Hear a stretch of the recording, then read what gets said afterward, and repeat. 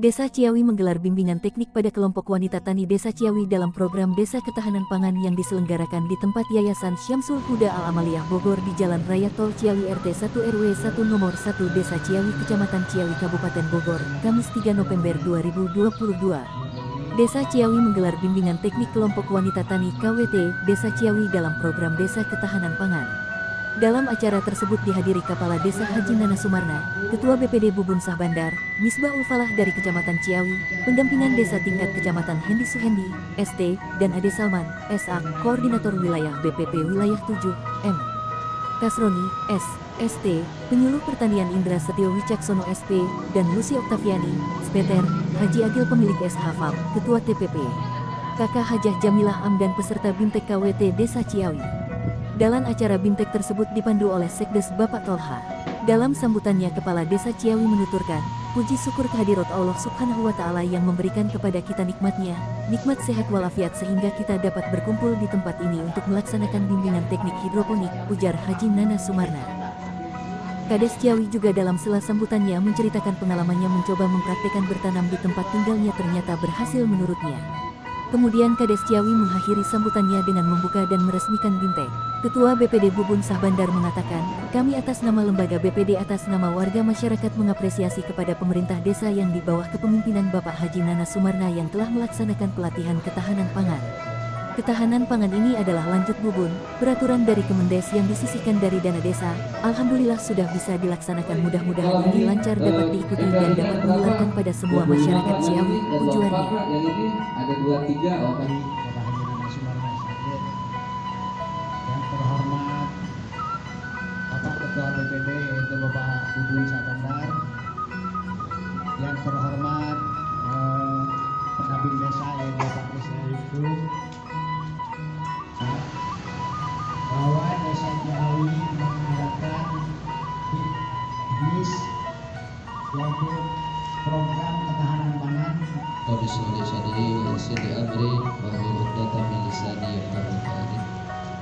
Yang saya hormati Pak Misbah, perwakilan dari Kecamatan Ciawi, yang saya hormati Ketua Ciawi, yang saya hormati pendamping Kecamatan Ciawi, yang saya hormati juga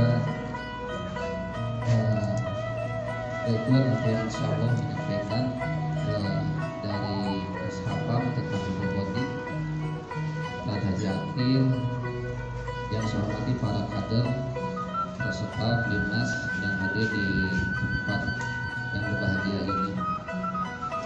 Puji syukur kehadirat Allah Subhanahu wa Ta'ala yang telah memberikan kepada kita nikmatnya, nikmat sehat walafiat, sehingga kita bisa berkumpul di tempat ini.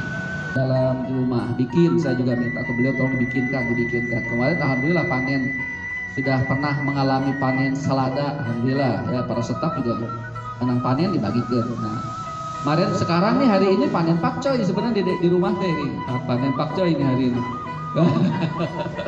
Panen pakcoy dengan ada juga penanaman cabai berupa dengan menggunakan hidroponik. Ternyata tanaman cabai dengan hidroponik itu lebih cepat daripada penanaman. Kami sangat mengapresiasi daripada program ketahanan pangan. Ibu-ibu apabila yang sudah nangkap tidak pernah menemukan program saja desain kepada beri tepuk tangan Ibu ya. Semoga kepemimpinan Pak Haji dan rekan-rekan di desa yang pertama kita doakan semua unsur-unsur dari pemerintahan. Misbah Ulfalah dari Kecamatan Ciawi dalam sambutannya menyoroti tentang administrasi yang baik dan ia mengatakan menjadi tanggung jawab kita juga, katanya. Begitu pula dari pendampingan desa tingkat Kecamatan Hendi Suhendi, ST, dan Ade Salman, SA mengatakan hal serupa. Ade Salman SA mengatakan, kalau kami dari Kementerian Desa hanya menyampaikan regulasinya saja, kata Ade. Seperti yang dikatakan Pak Kades lanjut Ade, wajib hukumnya dari dana desa 20% minimal dipakai untuk ketahanan pangan, ucap Ade. Hal serupa pula sampaikan oleh Koordinator Wilayah BPP Wilayah 7, M. Kasroni, Ciawi, Desa ST. Ciawi adalah desa kami juga, tanggung jawab kami juga. Jangan khawatir, kami akan terus monet. Dalam artian monet melihat kemajuan sampai di persentase. Makanya diperlukanlah Nanti bagian pembukuan harus bagaimana pada tanggal hari ke-6 ini tercatat tanggal. Kementerian Desa menyampaikan materi regulasinya. Bahwa tadi juga sudah disampaikan oleh Pak Misbah, oleh Pak Kades, bahwa dari anggaran dana desa ini wajib hukumnya 20% minimal ini, minimal 20% dipakai untuk anggaran ketahanan pangan. Namun dana desana 1 miliar, gampang lah ya. Namun dana desana 1 miliar berarti 200 juta untuk anggaran ketahanan pangan. Jadi bukan main-main, anggaran yang besar. Tadi saya juga mengapresiasi Pak Haji Nana. Satu sisi kita tidak usah gerabak-gerebek karena harus ini harus matang. Mau kemana arahnya ini ketahanan pangan ini? Petunjuk pelaksanaannya begini Bapak Ibu sekalian. Penggunaan dana desa berpedoman pada ketahanan pangan yang ditetapkan oleh Kementerian Desa, Pembangunan Daerah Tertinggal dan Transmigrasi. Ini ada di Permendes PDTT nomor 7 tahun 2021, ada juga Peraturan Menteri Keuangan nomor 190/2021. Bahan ini sebetulnya sudah saya sampaikan juga ke desa dan bisa diperbanyak. Saya membacakan kebijakan misalnya bahwa untuk kegiatan ini bukan tidak berdasar hukum, tapi ada dasar hukumnya Bu, jelas. Ada dari Peraturan Presiden nomor 104, ada dari Peraturan Menteri Keuangan nomor 190, terus ada dari Peraturan Menteri Desa nomor 7 tahun 2021 tentang prioritas pendanaan desa tahun 2022, terus ada juga Peraturan Bupati Bogor nomor 63 tahun 2022 tentang pembagian pendataan pendanaan desa tahun anggaran 2022.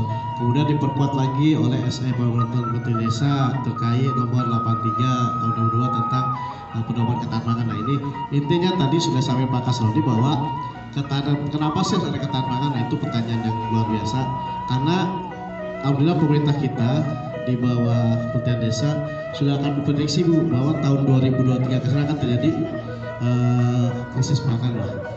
Karena dampak dari tadi sudah disampaikan Pak Kasroni, Pak Indra, dampak Misbah, dampak perang Ukraina dan Rusia itu luar biasa dampaknya. Tidak hanya pertanian, saya pesan Pak bisa ke peternakannya juga, misalkan bisa ternak ikan, ternak domba atau budidaya ikan atau ternak ayam nanti bisa dibuat kelompok lagi. Mungkin untuk saat ini karena hasil musyawarah untuk proses tahapan saya terima kasih sudah diadakan musdes, kemudian dibentuk kelompok tani. BIMTEK ketahanan pangan. Saya terima kasih nih Pak Kades yang telah menyerahkan kita BIMTEK.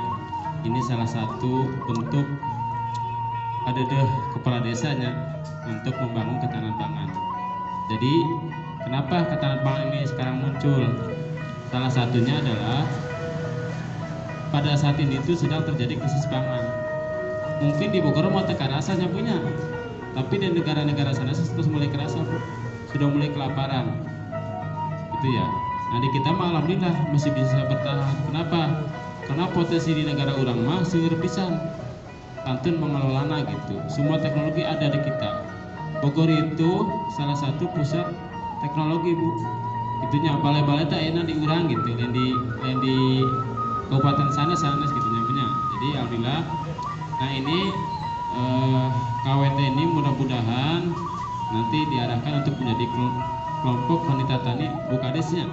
Jadi supaya nanti pembinaannya lebih terarah gitu. Nanti kalau kita ada program apapun yang berkaitan dengan KWT kita dorong supaya lahan tidak banyak tapi produktif gitu. Yang punya lahan tidak banyak tapi produktif.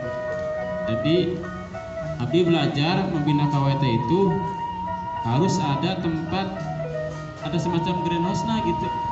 Harus ada satu greenhouse yang berfungsi untuk penyembelihan tadi benih. Gitu. Acara dilanjutkan dengan memberi kuliah bimbingan teknis kepada peserta BIMTEK oleh Penyuluh Pertanian Indra Setio Wicaksono, SD, dan Lucy Octavianus Peter dengan materi cara bercocok tanam dengan hidroponik. Peserta BIMTEK terlihat antusias mendapat pengarahan dari penyuluh. Begitu juga Haji Agil pemilik S. Hafam memberikan pengalamannya bercocok tanam dengan hidroponik. Agil mengatakan dalam pengalamannya bahwa pasaran dari hasil hidroponik sangat baik dan luas pasarnya, ucap Agil. Agil juga memberikan contoh bercocok ala dia dengan jelas kepada peserta BIMTEK. Jadi pertumbuhan penduduk di Indonesia itu semakin hari kan semakin meningkat ya. Jadi semakin padat penduduk di Indonesia ini. Data yang saya kutip dari Distrik Capil bahwa dalam 6 bulan terakhir sampai bulan April 2022 ini penambahan jumlah penduduk Indonesia itu 1,5 juta jiwa. Jadi konsekuensi dari penambahan jumlah penduduk itu pasti kebutuhan pangan juga pasti meningkat ya Bu ya. Makin banyak orang pasti makin butuh banyak makan ya Bu ya. Nah, salah satu yang terpenting adalah sayuran. Nah, ketika kebutuhan akan sayuran semakin meningkat, di sisi lain kita mempunyai masalah keterbatasan apa Bu? Lahan ya. Lahan yang semakin lama semakin menyempit, semakin terbatas. Nah, salah satu solusi yang bisa diterapkan dalam rangka mengatasi masalah ketahanan pangan tersebut, khususnya sayuran, adalah dengan hidroponik. Jadi Ibu mungkin sering mendengar istilah urban farming ya. Urban farming itu adalah pertanian perkotaan yang identik dengan hidroponik. Karena apa? Di perkotaan itu emang lahannya terbatas, jadi emang hidroponik itu cocok untuk lahan-lahan yang sempit atau terbatas. Baik, apa itu hidroponik? Ibu ada yang tahu hidroponik itu apa? Mungkin pernah baca, pernah lihat mungkin. Paling sering mungkin lihat di media sosial ya Bu. Hidroponik Yunani ya. Hidroponik berasal dari bahasa Yunani dari dua kata hidro dan ponos. Hidro itu air, ponos itu daya. Jadi hidroponik adalah secara bahasa artinya memberdayakan air. Jadi air dalam hidroponik adalah salah satu komponen yang paling penting ya Bu ya. Namun seiring waktu istilah ini kemudian berkembang Bu. Jadi hidroponik itu pokoknya kita nanam selain di tanah. Cuma kalau sistemik yang mengenalkan saya pada hidroponik mungkin sampai sekarang dari 36 lubang sampai ke 11.000 lubang tanam. Berbagai macam tanaman saya tanam. Yang paling komoditi yang paling bagus harganya adalah selada. Dan saya di sini nggak bawa selada karena di sana udah banyak dana aja. Lu bisa bandingkan, punten ini sebenarnya belum bisa panen belum. Ini belum bisa panen, masih ya tunggu seminggu depan udah bisa panen. Ini kan bayam. Bisa kita bandingkan dengan kualitas sayuran, maaf katakanlah yang konvensional yang di tanah. Dari warna daunnya, dari kesegarannya, bagusan mana? Bagusan ini jauh, seperti yang tadi disampaikan oleh Pak Indra, dengan segala macam kualitas yang baik.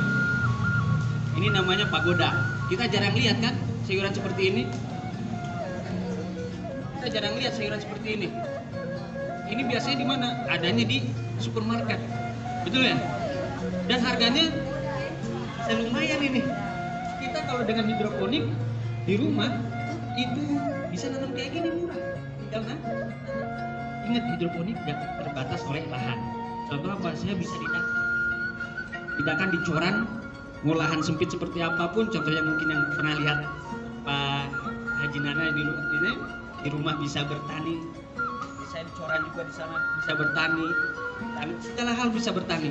Jadi bertani itu bisa di mana aja dengan hidroponik. Maka saya ambil langkah hidroponik bisa di mana aja. Ini ya cantik gini kan? Pilih dikasih ini atau dikasih duit tuh, 5.000. Ini ya. Acara ditutup dengan pembacaan doa oleh Haji Dogan dari Kesra Desa Ciawi Bogor. LBN Libur Channel TV.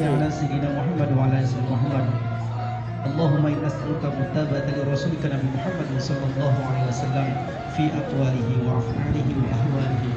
اللهم حسن مقاصدنا أنت يا محسن الله ولا محسن إلا أنت. صلى الله عليه وسلم والحمد لله رب العالمين. الفاتحة. أعوذ بالله من الشيطان الرجيم. بسم الله الرحمن الرحيم. الحمد لله رب العالمين الرحمن الرحيم مالك يوم الدين.